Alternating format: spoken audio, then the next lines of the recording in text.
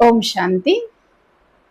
આજે આપણે એવી પારસમણી વિશેની વાત સાંભળીશું કે કહેવાય છે કે પારસને જો કોઈ લોખંડ સાથે પણ અડાડી દેવામાં આવે તો લોખંડ પણ સોનું બની જાય. તો આ વાર્તા પરથી પણ આપણને કંઈક વિશેષ પ્રેરણા મળે છે. એક શેઠ હતા જેમને ધન માટે બહુ લાલચ હતી.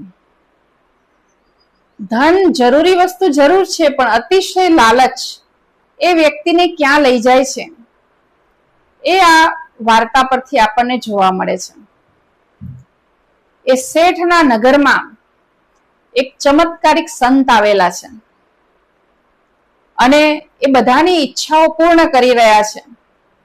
એવી જ્યારે શેઠને ખબર પડે છે ત્યારે શેઠ એ સંતને પોતાના ઘરે બોલાવે છે. વિવિધ પ્રકારની વાનગીઓ, જાત જાતનું ભોજન બનાવી એમને જમાડવામાં આવે છે. એમનો સત્કાર કરવામાં કંઈ બાકી રાખવામાં નથી આવતો. ખૂબ એમની આગતા સ્વાગતા કરાય છે, કારણ કે શેઠને લાલચ છે કે આમની પાસેથી મારે કંઈક મેળવવું છે, કંઈક સિદ્ધિ મેળવવી છે. છેલ્લે સંત ખુશ થઈ અને એમને કહે છે કે બોલો શેઠજી, તમારે શું જોઈએ? શેઠજી તો ખુશ થઈ જાય છે અને ખુશીમાં ને ખુશીમાં એવી પ્રાપ્તિ, એવું વરદાન માંગી લે છે કે મહારાજ, તમે મને એવું વરદાન આપો કે હું જે પણ વસ્તુને અડું એ સોનાની થઈ જાય. એવું કરીને શેઠજીએ વિચાર કર્યો કે હું બહુ જ ધનવાન બની જઈશ, પારસમણી હું પોતે જ બની જઈશ, જે વસ્તુને અડું એ સોનાની થઈ જાય. પેલા જે સિદ્ધ સંત હતા એ તો તથાસ્તુ કહીને જતા રહ્યા. હવે શેઠે પ્રયોગ કરવાનું ચાલુ કર્યું. પોતાના ઘરના દરવાજાઓને અડે છે, ઘરના દરવાજા સોનાના થઈ જાય છે. શેઠ તો એટલા બધા ખુશ થઈ જાય છે કે ખુશીમાં નાચવા લાગે છે કે અરે વાહ, આવી સિદ્ધિ મને મળી ગઈ, હવે જે વસ્તુને હું અડીશ એ સોનાની થઈ જશે. ઘરમાં અલગ અલગ વસ્તુને અડવા લાગે છે.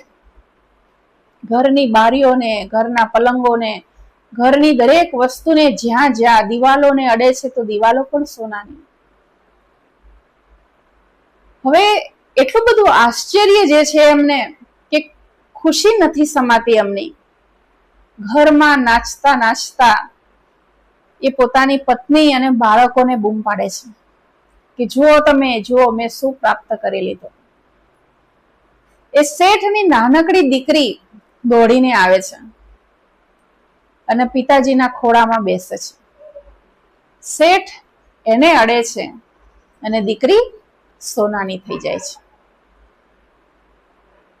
શેઠ વિચારમાં પડી જાય છે કે આ શું થયું? એક તરફ એમની પત્ની ખુશીમાં ને ખુશીમાં એ જાત જાતના જે પકવાન બનેલા છે એ શેઠ માટે લઈ અને આવે છે. થાળી પીરસેલી છે. શેઠ હાથ અડાડે છે ત્યાં બધા જ પકવાન સોનાના થઈ જાય છે. શેઠ વિચાર કરે છે કે આ શું થયું? શેઠ કશું જ ખાઈ નથી શકતા. દીકરી સોનાની થઈ ગઈ છે, મૂર્તિ જેવી બની ગઈ છે.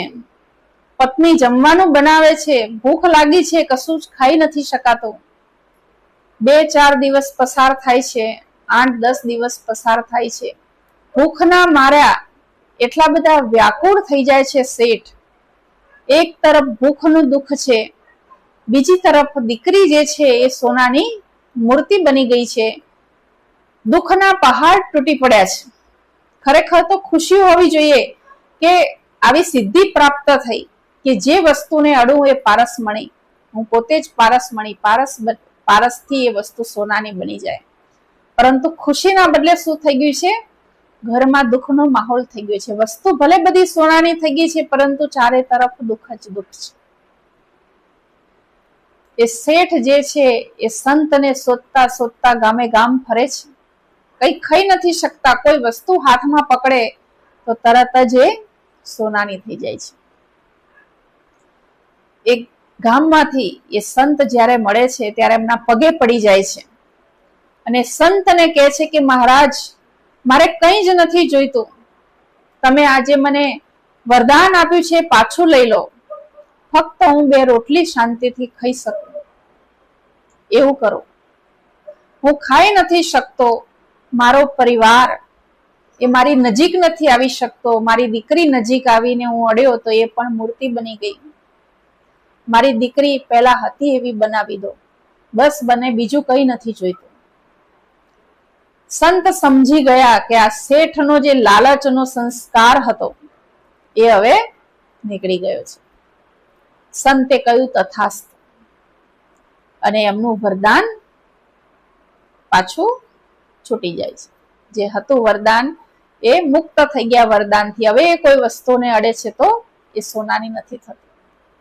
અને એ એમની દીકરી ઘરે જાય છે ત્યારે જોવે છે કે દીકરી પણ હતી એવી થઈ ગઈ છે, એ સોનાની મૂર્તિમાંથી સામાન્ય થઈ ગઈ છે. હવે પરિવાર સાથે બેસીને શાંતિથી શાક રોટલી ખાય છે અને સાદું ભોજન ખાઈ અને એમને એ દિવસે જે શાંતિ મળે છે, જે આનંદ મળે છે, એ અત્યાર સુધી જીવનમાં એમને ક્યારેય નહોતો મળ્યો.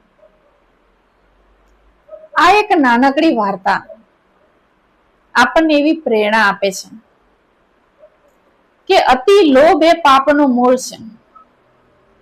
માણસ ઈચ્છે છે કે હું બધું જ મેળવી લઉં, બધું જ મેળવી લઉં, અને મેળવવાની લાલચમાં એ એનું જીવન જ ગુમાવી બેસે છે. ભેગું તો કરે છે, પરંતુ ભેગું કરેલું વાપરવા એની પાસે એ સમય નથી રહેતો. જ્યારે જે ક્ષણ છે એને વ્યક્તિ જીવી નથી શકતો. ભવિષ્યના ચિંતનમાં વર્તમાનને એ ગુમાવી દે છે. અહીં પરમાત્મા આપણને કંઈક કહે છે કે આપણે જે પણ પ્રાપ્ત કરીએ છીએ અથવા જે પણ આપણે મેળવવાનું છે એના માટે પુરુષાર્થ ચોક્કસ કરવાનો છે. એવું નથી કે કર્મહીન બની જાઓ અથવા કર્મ નથી કરવાનું, પરંતુ પરમાત્મા કહે છે કે જે મળેલું છે એમાં સંતોષ રાખવો એ પણ જરૂરી છે. તો જ જીવનનો સાચો આનંદ આપણે લઈ શકીએ. બાકી જે મળેલું છે એમાં જો સંતોષ નથી તો જીવનનો આનંદ વ્યક્તિ લઈ શકતા નથી. જેમ પેલા શેઠની વાત, એ પોતે શેઠ હતા, બહુ ધનવાન હતા, ખાવા પીવાની રહેવાની કોઈ જ કમી નહોતી, પરંતુ એમને શું લાલચ હતી કે હું બધા જ કરતા વધારે ધનવાન બનું. અને એ લાલચમાં એમણે એવું વરદાન માંગી લીધું કે જે વસ્તુને અડું એ સોનાની બની જાય, અને એ બધું જ સોનું વેચીને હું ઓર ધનવાન બનતો જઈશ, વધારે ધનવાન બનતો જઈશ, અને મારા જેટલો ધનવાન બીજો કોઈ નહીં હોય. આવો જ્યારે એમણે વિચાર કર્યો ત્યાંથી જ એમના દુઃખની શરૂઆત થઈ ગઈ. તો આપણે પણ જીવનમાં ઘણીવાર આપણને જે મળ્યું છે એમાં સંતોષ નથી અનુભવતા અને વધારે ને વધારે પ્રાપ્ત કરવાની લાલચમાં આપણને જે મળેલું છે એનો પણ આનંદ આપણે ગુમાવી બેસીએ છીએ, એનો પણ આનંદ આપણે લઈ શકતા નથી. તો આ નાનકડી વાર્તા આપણને એ પ્રેરણા આપે છે કે વર્તમાનમાં જીવતા શીખીએ. ભલે ભવિષ્યનું આયોજન કરીએ, પરમાત્મા ના નથી પાડતા, આયોજન કરવું એ બુદ્ધિશાળી વ્યક્તિની નિશાની છે, પરંતુ ફક્ત આયોજન કરવા પૂરતું કરીએ, લોભ સાથે નહીં. જેમાં વાર્તા પરથી ખ્યાલ આવે છે કે અતિ લોભ એ પાપનું મૂળ છે. તો આપણે પણ જો વધારે ને વધારે મેળવવાની લાલચમાં વર્તમાનને નહીં જીવી શકીએ તો જે આ પળ, જે આ સેકન્ડ આપણી જોડેથી વીતી જાય છે એ ફરી નથી આવવાની, એને ફરી નથી જીવી શકવાના. આપણે ભવિષ્યનું ચિંતન જરૂર કરીએ, પરંતુ એવું ન ભૂલી જઈએ કે આજે જે વર્તમાન છે એ કાલે ભૂતકાળ થઈ જવાનો છે. તો વર્તમાનને શું કરવા ન જીવી લઈએ? વર્તમાનને જીવવાની સાથે સાથે ભવિષ્યનું આયોજન કરીએ તો જીવન સારી રીતે આનંદપૂર્વક આપણે જીવી શકીશું. તો પરમાત્મા પણ ઈચ્છે છે કે આપણે બધા પરમાત્માના સંતાનો છીએ, તો ખુશીથી રહીએ, આનંદથી રહીએ, પ્રેમથી રહીએ. પરંતુ જો અતિ લોભ અને અતિ ઈચ્છાઓ છે, તો એ અતિ ઈચ્છાઓ આપણને સંતોષથી જીવવા દેતી નથી અને વર્તમાનનો આનંદ લેવા દેતી નથી. તો આ વાર્તા પરથી આપ સર્વને પણ જરૂર કંઈક પ્રેરણા મળી હશે. આપ સર્વને શું પ્રેરણા મળી એ ચોક્કસ કોમેન્ટમાં જણાવજો અને આવા સારા વિચારો લોકો સુધી પણ પહોંચાડજો. ઓમ શાંતિ.